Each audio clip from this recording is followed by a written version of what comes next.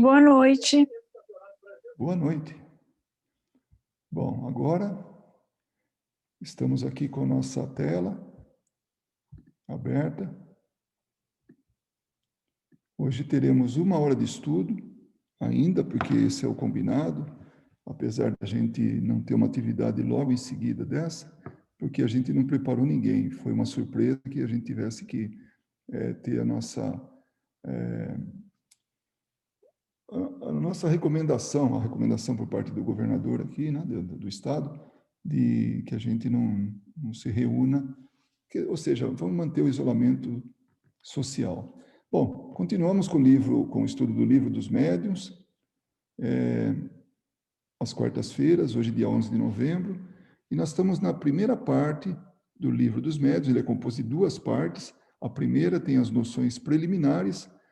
Estamos agora entrando no capítulo 4º, que é sistemas. E hoje nós vamos explorar, ou vamos abordar, os itens de 36 a 39. Bom, primeiro sistema. O que é sistema? Então, o dicionário ele fala que é a reunião dos preceitos que sistematicamente relacionados são aplicados numa área determinada. Então, é uma teoria ou uma doutrina. E como exemplo, a gente pode falar assim, a reunião de preceitos filosóficos de Descartes, né, que é, né, um filósofo matemático.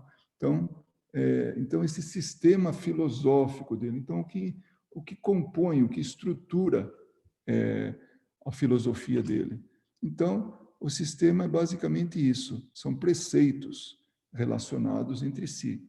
E aí Kardec utiliza isso para poder falar dos sistemas das pessoas com relação ao espiritismo. Então ele começa, no primeiro momento, falando dos sistemas daqueles incrédulos, dos negativos, e depois ele passa àqueles que são a favor. Então, os 4 primeiros são os sistemas contra o espiritismo.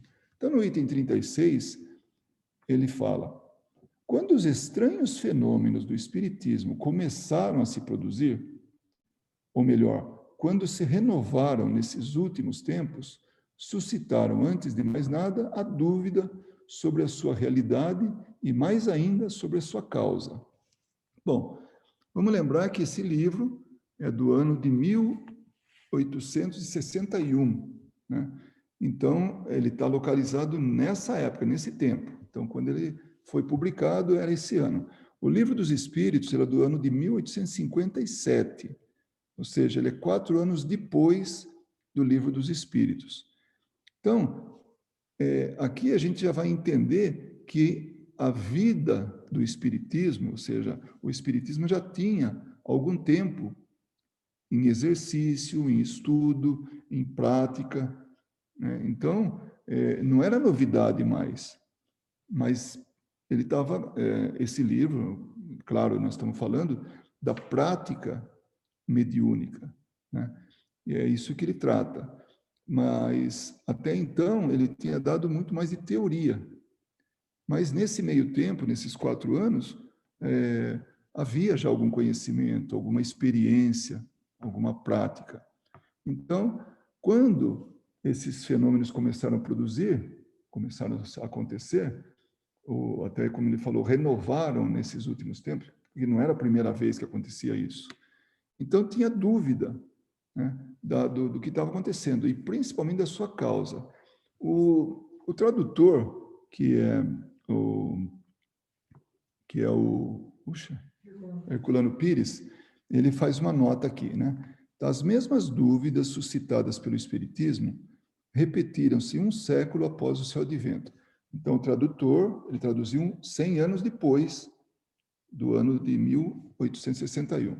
E, portanto, em nosso tempo, há 60 anos atrás, né, que era da época do Herculano Pires, com o reinício das pesquisas científicas dos fenômenos paranormais, na verdade, fenômenos espíritas, pela parapsicologia. E o desenvolvimento dessa nova ciência renova aos nossos olhos as mesmas disparidades de opinião que caracterizam o aparecimento do espiritismo. Ou seja, mesmo depois de muito tempo, ainda tinha dúvidas, ainda tinha aquelas opiniões, como chamam, díspares, né? Opiniões assim, desencontradas sobre o espiritismo. Então, ainda hoje, deve ter gente, deve não, com certeza, né? Nós já encontramos pessoas que riem do espiritismo, que debocham, e aí nós vamos ver esses sistemas de como eles explicam o espiritismo. Quando foram averiguados por testemunhos irrecusáveis e através de experiências que todos puderam fazer, aconteceu que cada qual os interpretou a seu modo, de acordo com as suas ideias, suas crenças e seus preconceitos. Ou seja, à medida que foi desenvolvendo o espiritismo, que ele foi se assentando, as pessoas chegavam à conclusão à sua maneira. E aí dava, inclusive, vários tipos de compreensão. Bom, hoje a gente tem até um termo meio jocoso para as casas espíritas, de maneira geral. As pessoas, por não estudarem a doutrina espírita, por não estudarem Kardec, começam a colocar coisas começam a inventar coisas, acrescentar coisas. E aí passa a se distanciar do espiritismo propriamente dito. Então, a frase, o termo que se usa para essas casas que não estudam realmente Kardec, nós dizemos que eles fazem espiritismo à moda da casa, ou seja, fazem uma adaptação segundo a compreensão deles, que é mais ou menos isso que Kardec está falando aqui agora. Então, de acordo com as ideias, crenças e preconceitos, e aí interpreta a sua maneira.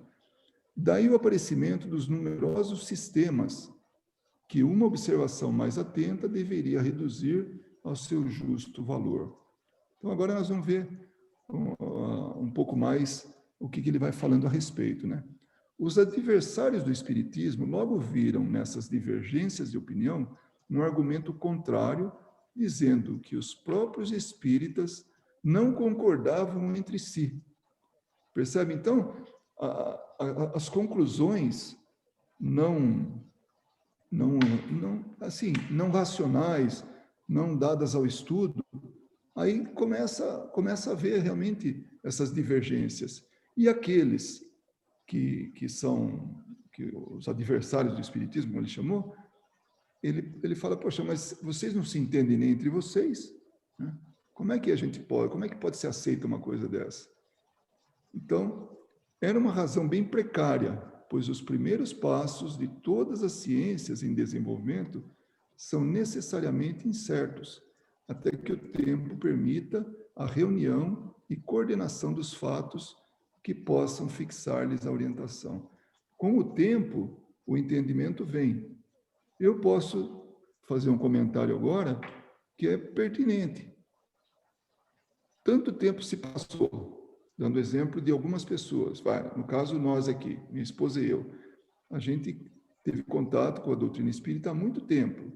Com o tempo, nós fomos aprendendo, nós fomos estudando, e isso fez com que a gente se desenvolvesse e pudesse entender melhor o que a gente estava estudando. Então, no começo, era tudo meio maravilhoso, era tudo assim, tudo novidade, mas à medida que a gente vai estudando, aprendendo, e eu posso dizer para vocês que nos últimos anos é que efetivamente a gente aprendeu alguma coisa, foi porque a gente foi evoluindo, assim como tudo na vida. Então, nesse momento, como Kardec falou, os primeiros passos de todas as ciências em desenvolvimento são necessariamente incertos, até que o tempo permita a reunião e coordenação dos fatos que possam fixar-lhes a orientação. Então, esse exemplo vem de encontro a isso. Com o tempo é que a gente vai realmente coordenando as ideias, vai aprendendo e vai tendo melhor compreensão daquilo. Volto a dizer, em qualquer atividade, é assim que funciona. A gente vai evoluindo. À medida que os fatos se completam e são melhor observados, as ideias prematuras, aquelas lá atrás, né, se desfazem e a unidade de opinião se estabelece, quando não os detalhes, pelo menos sobre os pontos fundamentais.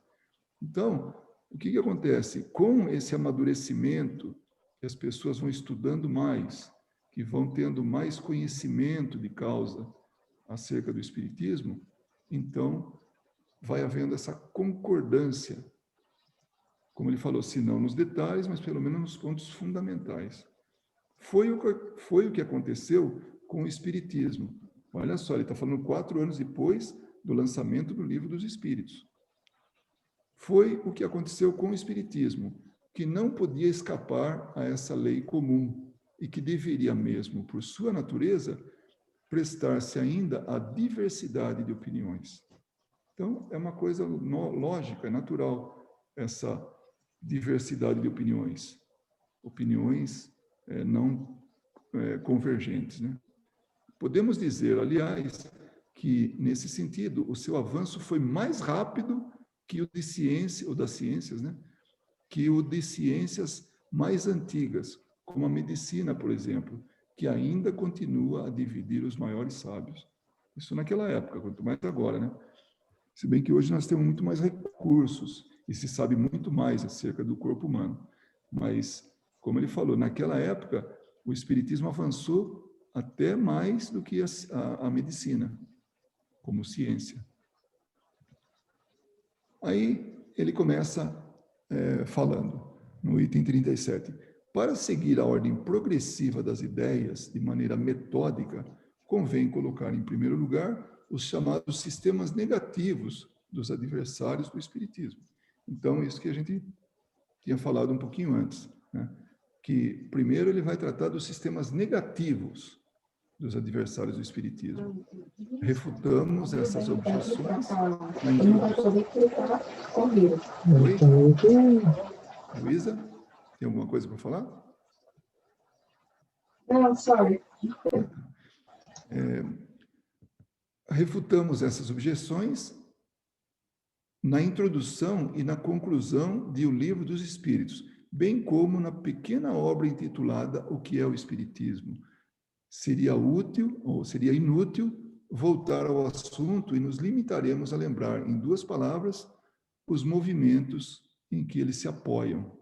Bom, esse assunto, ele já trata também no Livro dos Espíritos, e também depois no livro que foi lançado 2 anos depois, O que é o Espiritismo, que é um resumo da doutrina espírita. E aí, finalmente, ele traz esse livro que nós estamos estudando, que é o Livro dos Médiuns. Então, 1857, o Livro dos Espíritos. 1859, 2 anos depois, O que é o Espiritismo. E, finalmente, em 1861, esse livro que nós estamos estudando, 4 anos depois do Livro dos Espíritos. Isso já começa, a gente já começa agora a falar dos efeitos, assim, os efeitos espíritas, ou na prática espírita. Os fenômenos espíritas são de 2 espécies, os de efeitos físicos e os de efeitos inteligentes. Nós vamos estudar isso e classificar, e por toda a mediunidade agrupada nesses 2 tipos, ou desses fenômenos de manifestações espirituais, ou espíritas, né? De espíritos, que são os físicos e os inteligentes. Nós vamos ver mais para frente que fenômenos de efeitos físicos são aqueles que tocam os nossos 5 sentidos. Fenômenos de efeitos inteligentes são aqueles percebidos pelos médiuns. Por exemplo, só para dar um exemplo, se um objeto se move, todos nós estamos olhando para o objeto, todos nós vimos o objeto se mover. Então, é um fenômeno de efeito físico, porque nossos olhos viram. Agora, estamos todos olhando para alguma coisa, aqui reunidos, e alguém escuta uma frase. Um de nós escutamos uma frase. porque ele é um médium e está acontecendo um fenômeno de efeito inteligente, porque ele não é captado pelos 5 sentidos, portanto, por nenhum mais outro de nós, senão aquele médium. Então, é efeito inteligente. Então, só para a gente já começar a falar nisso, esses 2 exemplos. Depois nós vamos ver muito mais, e aí fica muito mais bonito, né? A gente agrupar tudo isso, colocar no lugar certo. Não admitindo a existência dos espíritos, por não admitirem nada além da matéria, compreende-se que eles neguem os efeitos inteligentes. Então, se a mesa se mexe, vão teorizar sobre ela. Já se um médium fala que escutou uma frase, para ele não tem importância nenhuma, só aquela pessoa que escutou, então ele não quer saber daquilo. Então aquilo ele não admite. Ele pode até admitir e tentar conjecturar em cima daquilo lá, explicar aquilo lá, quando os 5 sentidos dele foram acionados. Por exemplo, a mesa dançou, a mesa mexeu, se moveu, a mesa fez barulho e ele escutou. Então, os sentidos dele foram acionados. Né? No caso, a visão, que viu a mesa mexer, e a audição, que escutou a mesa fazer barulho. Né? Quanto aos efeitos físicos, eles o cometam, né? Façam à sua maneira, e seus argumentos podem ser resumidos nos 4 sistemas seguintes.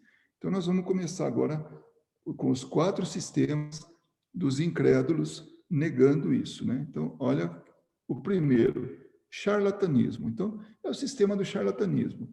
Charlatanismo é a exploração da credulidade. Então, a boa fé das pessoas, né? Então, enganar as pessoas, né? Basicamente. Muitos dos antagonistas atribuem esses efeitos à esperteza, pela razão de alguns terem sido imitados. Essa suposição transformaria todos os espíritas em mistificados, ou seja, que sofreram ingenuidade, passaram por ingênuos, né? E todos os médiuns em mistificadores, que são enganadores, ludibriadores, sem consideração pela posição ou caráter, o saber e a honorabilidade das pessoas. Então, nivela tudo. Quem está fazendo aquilo, está fazendo de má fé, está explorando a credulidade, está enganando. Então, esse opositor, ele está pondo tudo numa mesma vala comum, que é que as pessoas estão enganando, estão mistificando. E não importa se a pessoa tenha caráter ou não, se é de confiança ou não. Se ela merecesse resposta, ou seja, falar, se tiver que dar uma resposta para isso, diríamos, para esses mistificadores, diríamos que alguns fenômenos da física são também imitados pelos prestidigitadores, que são aqueles mágicos, né, ilusionistas, o que nada prova contra a verdadeira ciência. Então, a pessoa pode fazer alguma coisa, por exemplo, o mágico cortar a mulher no meio, que tem aquele truque lá de cortar com a serra, né, uma pessoa e tal, e depois junta de novo. É material, então é físico. Quando a gente pega uma serra e corta alguma coisa, seja uma madeira, seja uma pessoa, seja o que for, então aquilo está imitando uma ação, mas é um truque, né? Então, até a ciência pode ser enganada, né? Então, como ele fala, diríamos que alguns fenômenos da física são também imitados pelos ilusionistas, pelos mágicos, o que nada prova contra a verdadeira ciência. Então, nós não vamos rechaçar a ciência porque alguém imitou a ciência fazendo um truque, né? Que é contra as leis da ciência. Por exemplo, pegar alguma coisa e jogar para cima, ao invés dela descer, ela flutua. Então, aquilo é um truque, né? Há pessoas, aliás, cujo caráter afasta toda suspeita de fraude e seria preciso não se ter educação nem urbanidade para atrever-se lhe dizer que são cúmplices de charlatanice, que é a exploração de credulidade pública. Num salão bastante respeitável, um senhor que se dizia muito educado permitiu-se fazer uma observação dessa, ou seja, chamar de truque. E a dona da casa lhe disse, então esse é um acontecimento, né? Senhor, desde que não está satisfeito, o dinheiro lhe será devolvido na porta. E com esse gesto mostrou a saída, né? O que ela quis dizer com isso? Ele não pagou nada para estar ali presente. Então ninguém tinha nenhum interesse. Aquilo não era alguma coisa para obter algum lucro, né? Então ela falou, ela foi irônica, né? Se não está satisfeito, pega o dinheiro que você pagou e saia. Como ele não pagou dinheiro nenhum, somente saia, né? Devemos concluir disso que nunca houve abusos? Seria necessário admitir que os homens são perfeitos. Abusa-se de tudo, mesmo das coisas mais santas. Por que não se abusaria do espiritismo? Mas o mau emprego que se pode fazer de uma coisa não deve levar-nos a pré-julgá-la. Isso é importante. Então, se alguém está fazendo um mau emprego, mau uso daquilo, então não vamos pré-julgar aquilo. Então, o que está acontecendo é que está havendo um fenômeno de efeito físico, principalmente, né, o efeito intelectual, e as pessoas não se dão ao trabalho de analisar o que está acontecendo. E já classificam aquilo como sendo, nesse caso, charlatanismo. É uma enganação que está acontecendo.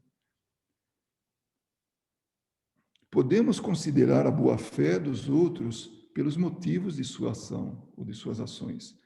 Onde não há especulação é uma suposição sem comprovação. Acha que não é, tal. Não há razão para o charlatanismo. Então, se não tem especulação, não deve ter o charlatanismo. Isso que ele estava querendo dizer quando a pessoa classifica isso como charlatanismo, né? Ou quer explicar isso como charlatanismo. Aí vem um outro sistema, o sistema da loucura. Alguns, por tolerância, indulgência, né? Quando a pessoa é condescendente, querem afastar a suspeita de fraude e pretendem que os que não enganam são enganados por si mesmos, o que equivale a chamá-los de imbecis, né? Tolo, sem inteligência. O que quer dizer essa pessoa? Ele está louco, então ele não quer enganar, mas ele acaba enganando. Então, e as outras pessoas aceitam essa enganação. Então, aí Kardec fala, bom, isso realmente é uma tolice. É chamado de imbecil, a pessoa que não quer enganar e está enganando e os outros estão aceitando, né? Quando os incrédulos são menos maneirosos, né, que são menos amáveis, de boas maneiras, dizem simplesmente que se trata de loucura, atribuindo-se sem cerimônias o privilégio do bom senso. É esse o grande argumento dos que não têm melhores razões para apresentar. Eu tenho médico na família, nós temos médico na família que não acredita na manifestação, né, de espíritos, na mediunidade. Então, para ele, é histeria ou é loucura. Então, são manifestações de alguém que está desajustado mentalmente. Então, pior é que a avó da filha dele é louca, né? É esquizofrênica. Então, a pessoa, ela acabou de entregar quem que é o genro, né? Então, mas para ele é normal a pessoa ter esse tipo de coisa. É um desajuste que se manifesta através dessas manifestações aí, físicas ou intelectuais. Aliás, essa forma de crítica se tornou ridícula pela própria leviandade e não merece que se perca tempo para refutá-la. Mais para frente, inclusive, a gente vai ver até Kardec comentar que é um preservativo da loucura, né? A doutrina espírita. Porque até tem um amigo que ele, durante muito tempo, ele hoje está desencarnado, né? Mas ele falava que o lugar que mais tem médium é no sanatório, é no hospício, porque as pessoas acham que está louca, tal, vai lá interna, né? Então lá ela fala com os espíritos, fala sozinha para quem está olhando, né? Mas está falando com os espíritos, mas está louca. Então a mediunidade pode ser entendida por muita gente como loucura, que é isso que nós estamos tratando agora, né? Por sinal que os espíritas pouco se importam com ela, né? Com essa crítica de ser ridícula a coisa, né? Seguem corajosamente os seus caminhos, consolando-se ao pensar que tem por companheiros de infortúnio, ou seja, os outros espíritas, né? Muita gente de mérito incontestável. Realmente, se a gente pegar na história os espíritas, e mesmo hoje, aqueles que dão palestras, que falam para o público, muitos são cientistas, são médicos, são pessoas, assim, honradas. Então, como ele falou, muita gente de mérito incontestável. Então, a gente vê neles companheiros da mesma sina, né, de infortúnio, do mesmo infortúnio. É necessário convir, com efeito, que essa loucura, se há loucura nisso, revela uma estranha característica, a de atingir, de preferência, a classe mais esclarecida, na qual o Espiritismo conta até o momento com a maioria absoluta de adeptos. Então, nessa época, e mesmo hoje, né, mas desde essa época, pessoas muito esclarecidas eram adeptas, são adeptas do Espiritismo. Então, a gente pega na história tantas pessoas assim, tem até prêmio Nobel, que que acreditava nisso, que fez experimentos com espíritos, com manifestações espíritas ou espirituais. Se nesse número se encontram alguns excêntricos, né? Claro, como tudo pode acontecer, sempre tem um desajustado no meio do grupo, né? Eles não depõem mais contra a doutrina do que os fanáticos contra a religião, do que os melômanos contra a música. O melômano é aquele que adora música, né? Que é praticamente viciado em música, né? Então, esse viciado em música depor contra a música, né? Os fanáticos depor contra a religião. Ou do que os maníacos calculadores contra a matemática. Então, aqueles que gostam de calcular depõem contra a matemática. Todas as ideias têm os seus fanáticos, e seria necessário ser-se muito obtuso, muito estúpido, né? Para ser mais direto, para confundir o exagero de uma ideia com a própria ideia. Então, é isso que esse sistema de loucura propõe, que as pessoas estejam contra a própria crença, né? O que não é nada lógico, né? Tá tudo bem até agora? Vamos lá. Então, para finalizar, porque nós estamos aqui no item 39, certo? Faltou ali, tá 38, faltou 39 ali em cima, né? No título. Então, ele encerra assim: para mais amplas explicações a respeito, enviamos o leitor a nossa brochura, O que é o Espiritismo? Ou o Livro dos Espíritos, justamente no parágrafo 15 da introdução. Então, a introdução do parágrafo, a introdução no Livro dos Espíritos tem um parágrafo que ele é bastante extenso e ele fala um pouco mais a respeito. Quando a gente quiser mais explicações, então nós vamos lá. E é esse segundo caso aqui, né? Eu tirei só uma frase para que a gente pudesse entender do que se trata, né? Ele coloca: o espiritismo bem compreendido, isso é importante. O espiritismo bem compreendido é um preservativo da loucura. Então, quando nós entendemos, compreendemos o espiritismo, ele é uma chave para que a gente realmente nem não acredite em coisas absurdas, como também não faça coisas absurdas. Porque vê lógica em tudo isso, vê explicação em tudo isso. Então, se nós compreendemos o Espiritismo, ele nos auxilia numa série de coisas, inclusive contra a loucura. Porque tem muita gente que vê espírito, por exemplo, e acha que está louca, acha que é louca, porque ela vê coisas que ninguém mais vê. E aí ela vai no médico, o médico trata ela como louca. Então, quando a gente conhece o assunto, quando a gente compreende o que é isso, então nós estamos tendo uma oportunidade de não veredar para o caminho da loucura. Então, olha que interessante isso, né? Então, muitas explicações da doutrina espírita, ela nos leva realmente a entender a vida de uma forma diferente, uma forma mais lógica, mais coerente, e tudo tem um sentido. Né? Já o que é o Espiritismo, tem aqui o convite, para quem quiser ler, eu posso copiar isso e colocar no nosso chat aqui, né? Depois eu vou colocar e tal. Que já é o link para diretamente ir para o nosso... Aqui. Para esse assunto de hoje aqui. Pronto, está aí o link. Quem quiser copiar.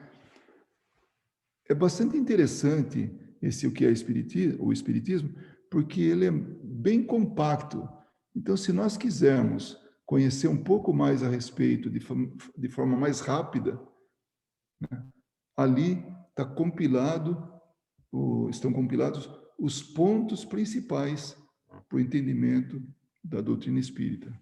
Inclusive, no começo, tem uns diálogos com os céticos, com os sacerdotes e também com a pessoa que está aberta ao novo conhecimento, através de argumentações. É muito interessante também. Alguém gostaria de falar alguma coisa? Você parou agora? Sim. Não é que eu parei, é que nós não mudamos Tem as perguntas agora. Uhum. Bom, só para que a gente possa saber, já que ninguém falou nada, falo eu ainda, nós vamos continuar na nossa próxima reunião. Nós vamos estudar dos itens 40 a 42, são 3 itens somente. 39, né? Você falou no 38. Não, Velhinha. Não, esse está errado, é 39. Tá. Eu sei que é tarde no Brasil, tem gente dormindo aí, tá tudo bem?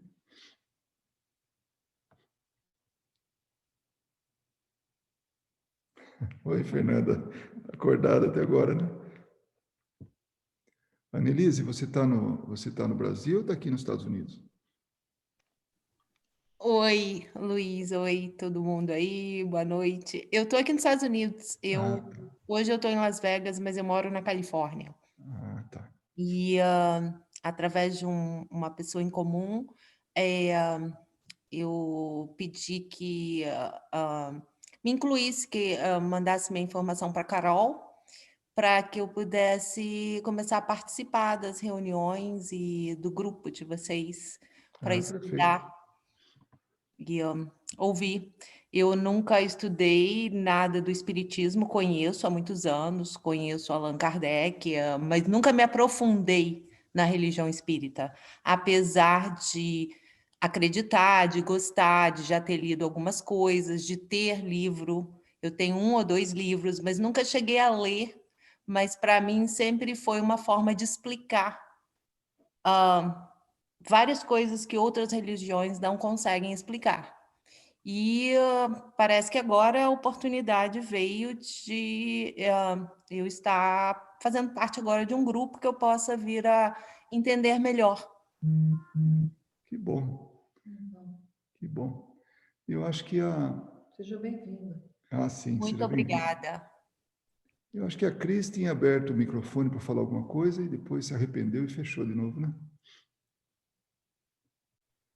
Não, eu só queria dizer que eu estava acordada. Tá bom. Então, eu vou falar só uma coisa. Nesse livro do que é o Espiritismo, eu li, acho que meio livro, é bem fininho, né? Sim. Mas o interessante dele no início é o diálogo com os vários tipos de céticos, né? Então, ele começa com aquele diálogo com o cético, assim, que foi lá para provar que o Espiritismo realmente não existe, né? Que é o que você falou, ou é uma loucura, ou eu ouço muito, não que é uma loucura, mas que é uma pregação do cérebro, né? Porque a gente tem uma insegurança em relação à morte. A explicação mais racional sempre é essa, né? Mais racional, né? Aí depende do que você chama racionalidade. Mas que o cérebro está te enganando para suprir o medo que você tem em relação à morte, né? E daí é exatamente esse cético que vai lá e vai, né, querer impor, né, que realmente o espiritismo não existe. E o Kardec, ele é muito bem explícito, né, ao dizer para ele que ele não está ali para provar nada para ele, né? E a gente passa, assim, eu não sei quanto de vocês, mas eu passo muito por isso, né? Da pessoa, se eu falar que eu sou espírita, a pessoa olhar assim com uma certa desconfiança, né? Será que ela está bem? Será que não aconteceu alguma coisa no meio do caminho, né? Algum trauma? Porque não é o lógico, assim, para eles não é o lógico, né? E depois tem o diálogo com aquele cético, que é o que ele fala aqui no Livro dos Médiuns, né? Que é aquele que Tem não coisa melhor para acredita. acreditar, né? Hã? Que não tem coisa melhor para acreditar, né? Então é meio acomodado. Está acomodado, mas que daí com a argumentação certa, né? E eu acho muito interessante, porque o Kardec, como ele é pedagogo, ele faz exatamente esse processo, né? Se você sabe argumentar com a razão da pessoa, né? Você sabe argumentar com a personalidade que aquela pessoa tem, a lógica vai transparecer. Mas não é uma questão de convencimento, é simplesmente você achar os argumentos certos, né? Numa discussão, a gente não tenta convencer o outro, a gente tenta argumentar.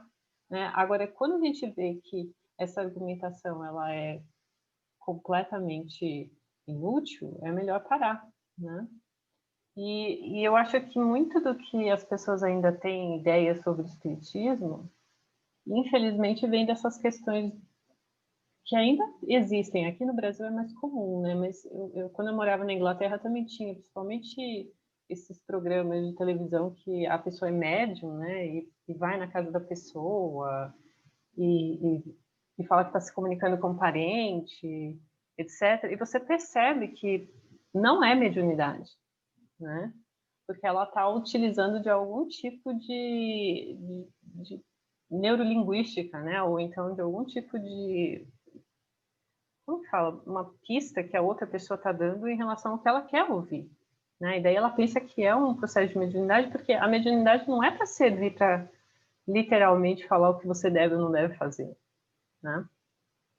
E como isso está muito difundido, talvez seja também uma dificuldade de quando você fala para a pessoa que você é espírita, ela automaticamente pensa que você é médium e que você vai... Fazer consulta, dar consulta.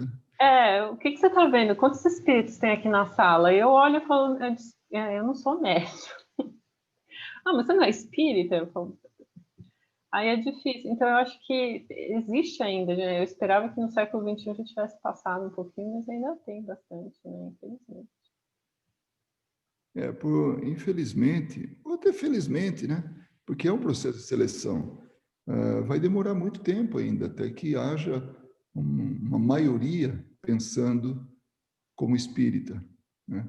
E o interessante é que o espiritismo, ele não... Eu tenho percebido isso, que ele não vai contra as religiões, ele complementaria as religiões. Então, como a Annelise falou, que falta alguma informação, está faltando explicação, e o Espiritismo explica.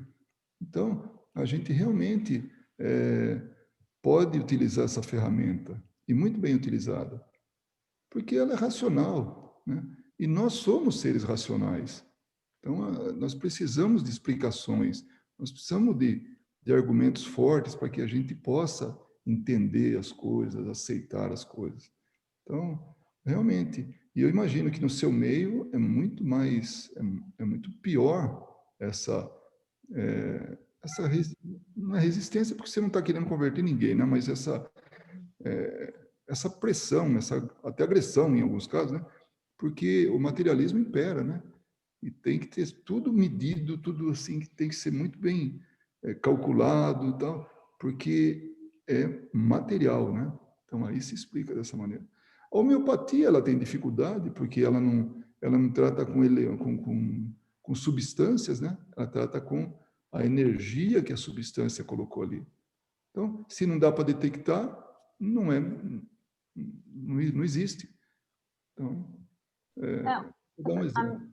A minha experiência como espírita, não sei se os outros também têm essa experiência, é de que você parece que tem dois extremos muito grandes, né?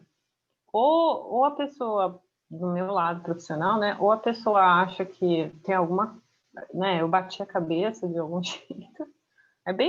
Literalmente é isso, né? Não, aconteceu alguma coisa na vida da Ana Paula que causou esse trauma, né? Vamos tentar entender o que está acontecendo. Então eu evito realmente assim, é difícil para mim, né? Mas eu evito falar que eu sou espírita, né? E o outro lado é esse misticismo, né? Que também me incomoda muito, porque honestamente, assim, é claro que foi minha mãe, tudo que começou, mas existe um período na sua vida que você decide se manter espírita, né? Independente da sua família. E para mim foi exatamente por não ser místico, porque eu achava todas as outras religiões muito místicas, muito misteriosas, muito... Sim. E daí, em contrapartida, você tem todo aquele pessoal que acha que o espiritismo é tudo isso, né? E daí você fica andando, aqui no Brasil, então, é mais comum ainda. Então, assim, você anda, parece que não... assim, meio... Apesar de que no centro espírita, daí tá tudo bem, né? Mas você anda meio assim, sem saber o que fazer. E é difícil isso, pelo menos para mim, né? E o fanático também não é bom, né? Porque tem gente que aí começa a dizer que tudo é por conta dos espíritos, né? Então, ele escuta na resposta dos espíritos, que os espíritos influenciam muito mais do que a gente imagina em nossas vidas. Pronto, ele já acha que tudo é né? Espiritual. Também, por isso que a gente realmente tem que estar estudando, conhecendo profundamente, para que a gente não leve por esse lado místico, né? Como você falou, para esse lado fatalista, né? Que a coisa não pode ser assim. Tem que realmente ter argumento sério. E nessas conversas, nessas explicações de Kardec, nessa primeira parte, nessa parte preliminar do Livro dos Médiuns, ele nos prepara para isso. Porque nós vamos dar de cara com coisas que a gente vai ter que usar lógica para compreender. É engraçado como hoje, lendo o livro Nosso Lar, como ele é muito mais coerente, ou muito mais assim aceitável, dá para entender melhor do que quando eu li pela primeira vez, que pareceu até meio fantasioso, mas porque eu não tinha conhecimento, eu não tinha como explicar aquilo lá. Hoje quando em cada passo que está ali do livro Nosso Lar, eu vejo a ligação com as obras de Kardec, seja no Livro dos Espíritos, no Livro dos Médiuns, seja no Evangelho, segundo o Espiritismo, porque tem toda uma coerência, tem toda uma ligação, é uma teia ali que é coerente, que é lógica. Mas antes eu confesso que eu não tinha essa percepção. Então, a preocupação de Kardec nessa primeira parte, noções preliminares, é nos preparar para um mundo novo. Aqueles que não conhecem ainda o tratamento com os espíritos, saber que tem uma realidade espiritual e que a gente pode se comunicar com esses que vivem nessa realidade espiritual. É algo assim é coisa de cinema, se for pensar assim, mas não, é real, é a nossa realidade. É tão real quanto nós estamos aqui. Só não são aparentes, né? Embora hoje a doutrina espírita ela é mais aceita, né? Que a gente vê um número muito grande de adeptos na doutrina espírita, né? Mas ainda existem muitos e muitos, como naquela época de Kardec, né? Incrédulos, mas eu acredito que tudo isso é por falta de estudo, falta de é só crítica em cima daquilo que não conhecem, né? Porque a partir do momento que tentar estudar, porque é uma lógica tão certa que não tem como como refutar, né? Na verdade. E Então, eu existe. tentei. Ah, desculpa. Desculpa eu. Não, é que eu só ia completar. É que eu tentei, assim, no meu período mais revoltado, eu tentei refutar a teoria.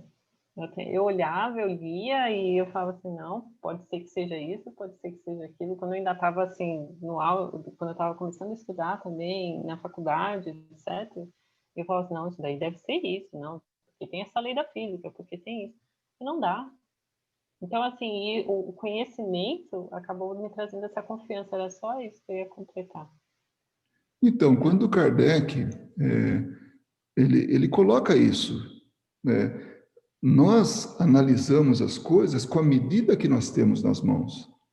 Então, quando você estava na faculdade e vendo a coisa de forma assim, o estudo dos materiais e de tudo, quer dizer, estou falando assim, o que eu sei, porque eu não conheço o seu... A ciência e tal. Mas, então, a gente mede com essa medida que nós temos às mãos.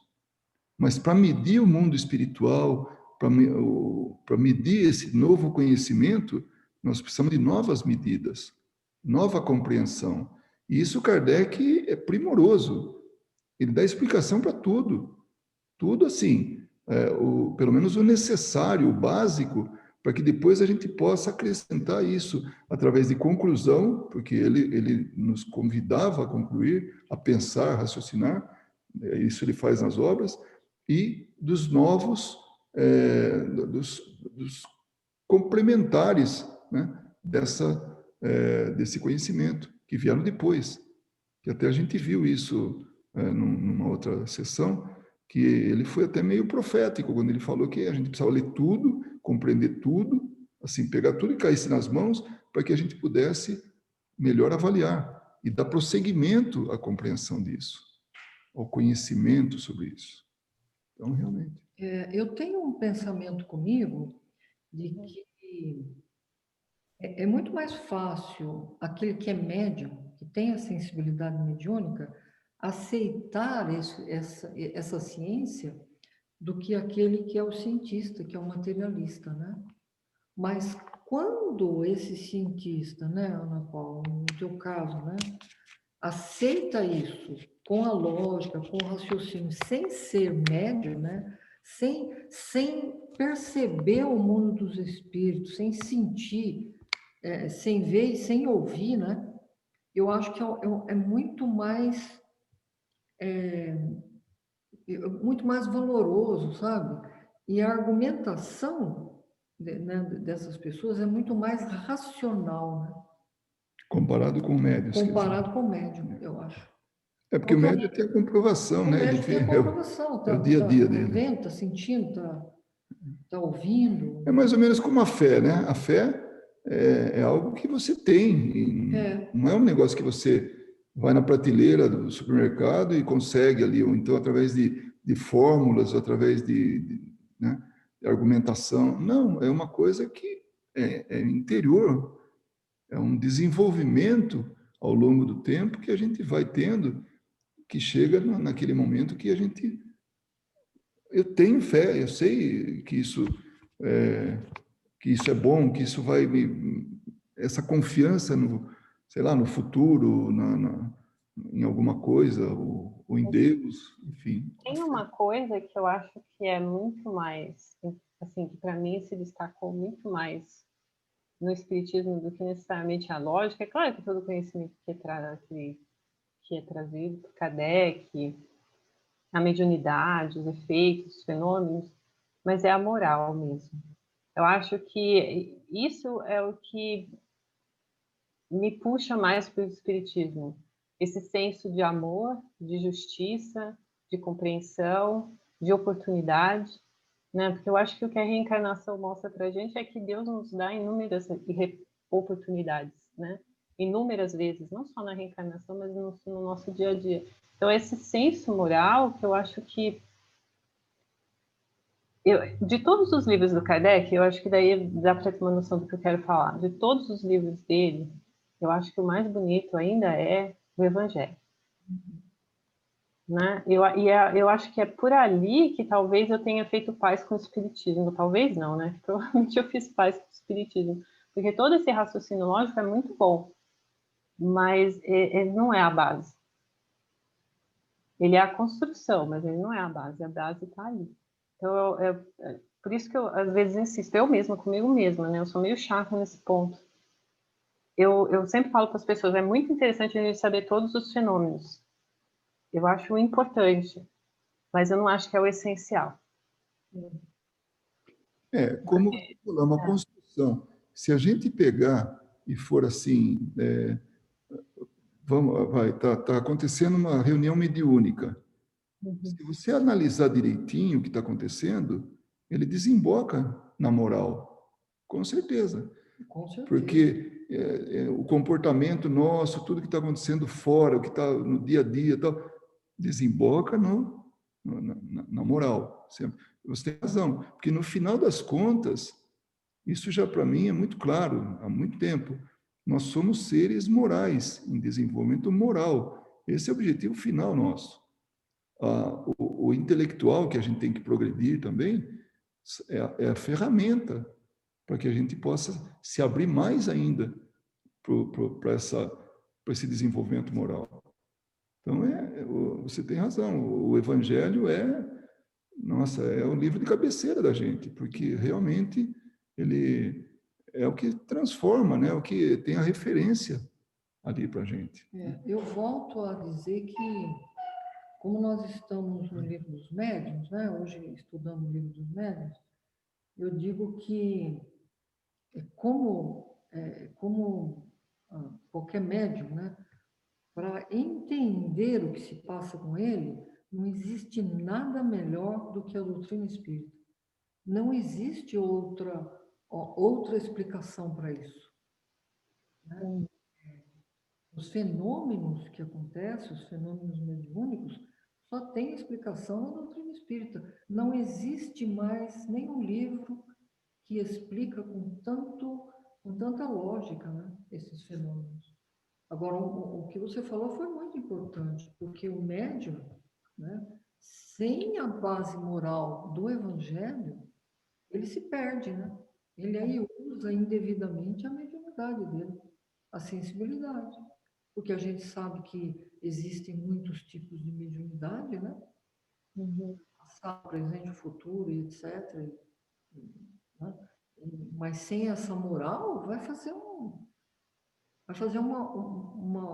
bagunça na vida das pessoas, né? Então, eu acho que você tem toda a razão. O importante é você estudar, mas conhecendo o Evangelho, tendo como modelo e guia realmente Jesus. Né? Não tem outro jeito, não. A Kátia fez uma observação que a gente pode ser ensinado a ter fé. Eu acho que tem razão. Eu não sei se eu particularmente, tá? Isso é opinião minha, eu diria aprendizado ou ensino de fé, mas essa conquista vai sendo, é uma conquista que eu vejo, através naturalmente de uma série de coisas, de experiências, de exemplos. Então a gente vai desenvolvendo isso. O estudo pode trazer a fé, né? Então, a fé verdadeira. Eu acho que é bem colocado, viu, Kátia? Isso. Se tem essa oportunidade de começar na infância, é ótimo, né? mas nem todo mundo teve essa oportunidade. Então, não veio de um berço assim. Mas alguns se atrasam, até consigo, né? Que é resultado das encarnações, né? Então, aquilo já vem assim naturalmente. A gente tem fé e pronto, pode estar ter crescido numa família de ateus, né? E a pessoa tem fé, então... Mas a gente já traz isso de muitas vidas, né? O que me sempre deixa intrigada quando eu leio o Nosso Lar, eu falo com as pessoas sobre o Nosso Lar, é que as pessoas não fazem a pergunta por que o André Luiz só se deu conta naquele momento que ele estava desencarnando, né? Ele já tinha desencarnado tantas vezes. Se a gente for pegar, a gente tem aí 5.000 anos de civilização, vamos dizer assim, né? De organização social, e a gente está nesse ponto que a gente está hoje, é porque a gente já veio, assim, se a gente usar da lógica, né? Porque a gente já veio de outros lugares, a gente já está exercendo essa intelectualidade há muito tempo. O que a gente não está exercendo com propriedade é a nossa intelectualidade baseada na moral. Então a gente está aqui patinando um pouquinho, né? Mas a gente está aprendendo todo dia também, né? E tudo é um aprendizado. Eu acho que a gente aprende tudo, inclusive a ter fé também. Não é que ela é ensinada, eu só acho que ela é aprendida com a nossa experiência. É essa consolação que eu acho que Deus me dá, né? De que tudo eu posso aprender, de que não existe limite para o meu aprendizado, inclusive de praticar o bem e de entender as pessoas e todos aqueles que estão à minha volta. E eu acho isso muito consolador. Muito bem. Eu acho que chegamos ao final de hoje, né?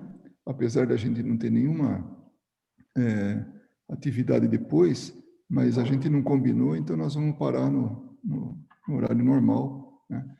Quem sabe aí depois a gente possa até prolongar um pouquinho mais enquanto tiver suspensa aí essa situação aí, né? Da gente Se isolar. Vamos ter que se isolar um pouquinho aí. Então, alguém gostaria de fazer a prece de encerramento? Se ninguém fizer, eu vou fazer. Vocês ouviram? Ela falou bem baixinho, hein? Se não tiver ninguém, ela faz. A Luísa faz hoje?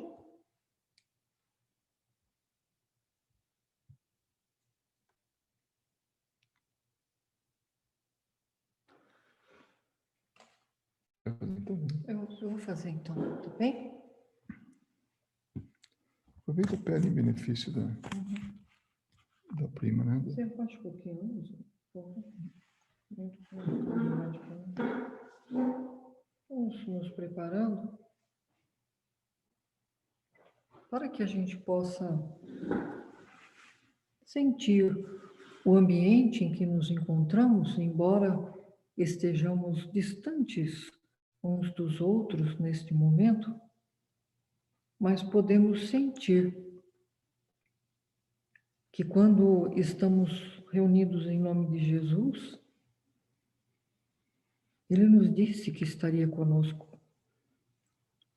E com certeza estamos todos aqui envolvidos na calma, na paz, no bom ânimo do Mestre querido. É assim que vamos procurar estar nesses momentos para que nós possamos receber do mais alto as benesses necessárias para que nós nos mantenhamos equilibrados nesses momentos em que retomamos o isolamento e nos sentimos um pouco tristes, entendendo, com certeza, essa situação em que nos encontramos, mas vemos tantos irmãos nossos que não entendem e sofrem tanto por isso. Vamos imaginar que nós, que já compreendemos essa situação, sentimos uma tristeza. Imagine a tristeza daqueles que não compreendem e não aceitam essa situação em que vivemos. Vamos, neste momento, pedir a Jesus, que está aqui do nosso lado, através dos mensageiros boníssimos que vieram nos amparar para o estudo da noite. Vamos enviar tudo aquilo que temos de melhor para esses nossos irmãos, nos 4 cantos do mundo. Sabemos que é pedir demais, querido Mestre Jesus, que essa junção de amor que nós fazemos neste momento possa atingir tantas pessoas. Mas sabemos que esse bloco de amor que emitimos agora junta-se a outros blocos de amor. E de pouco em pouco nós podemos, sim, atingir o mundo todo. E nós pedimos ao Senhor, mas sabemos que o Senhor já está amparando a todos, Mestre. Sabemos que o Senhor é misericordioso. E onde há uma necessidade, o Senhor lá está, com toda a certeza, enviando os seus mensageiros boníssimos. Muitas vezes, querido Mestre, nos sentimos assim, tristonhos. Mas é porque ainda, Mestre querido, temos medo. Ajuda-nos. Ajuda-nos, Senhor, a nos mantermos calmos e equilibrados, como sentimos agora com a Tua presença, para que possamos ser o suporte para os que nos cercam e para aqueles que convivem conosco, um pouco mais distantes, os nossos amigos, vizinhos, onde houver uma necessidade que possamos estar bem para poder amparar. Nós pedimos isso, Senhor, porque já temos condições de dar um pouco mais de amor. No dia de hoje, Mestre querido, egoisticamente, vamos te pedir pela nossa querida Carolina e por toda a sua família, que perde hoje um ente querido. Há meses que todos eles passam por dificuldades por causa do coronavírus. Abençoa, Mestre, cada um deles e que as perdas que tiveram possam fortalecê-los mais e mais na crença, Senhor, de que vamos nos encontrar, que todos eles possam ser intuídos a aceitar essa verdade, essa lei, Senhor, de que não há morte, mas sim a continuidade da vida. Mas a perda é tão dolorida, Senhor Jesus. Por isso nós pedimos que o Senhor ampare a todos. Aqui, pertinho de nós, particularmente a Carolina. Mas tantos outros, Senhor, desencarnaram e ainda estão desencarnando. Não somente pelo vírus, mas por vários motivos. Ampare a todos, Mestre, em nome de nosso Pai amado. E por nós, Mestre querido, pedimos que tenhamos forças, coragem, o bom ânimo de estarmos sempre juntos para aprender. Porque só assim vamos crescer. E é muito bom, Senhor Jesus, não estarmos sozinhos nesta hora. Que possamos nos dar as mãos, apertar de encontro ao nosso peito, um ao outro, e nos sentirmos uma família amorosa, que deseja crescer junto. Que o Senhor nos abençoe, Senhor. Abençoe toda a nossa família, agora e sempre. Que assim seja. Que assim seja.